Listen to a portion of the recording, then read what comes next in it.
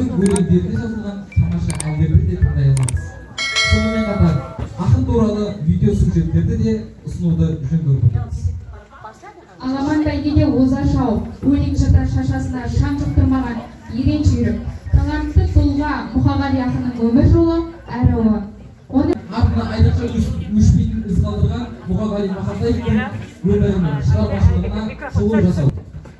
Мұқағали Мақатаевтың өлеңдері мен әндері арқылы оқушыларды әсемдікке, елжандылыққа тәрбиелей отырып, поэзия әлемінің сырын ашу. Ендеше, Ақиық ақынның 92 жылдық мерейтойына арналған бүгін менің туған күнім Ой-пәләй атты әдеби сазды кешімізді бастаймыз.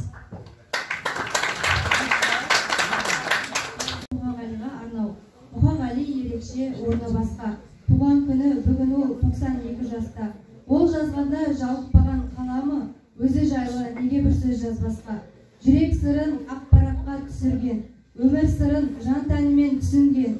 Ақиықсың, дара туған ақынсың, қалған ақын сірә сенің көшірмей.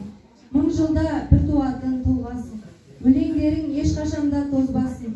Мақтанамын жерменен киелі, топырағында сендей ұлық туғасын.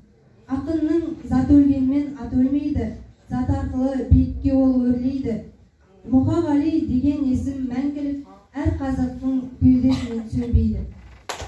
Ақын жайлы жыр бастарым, ардақты асыл жанға сөз арнайын, танысыңды ол туралы құрдастарым.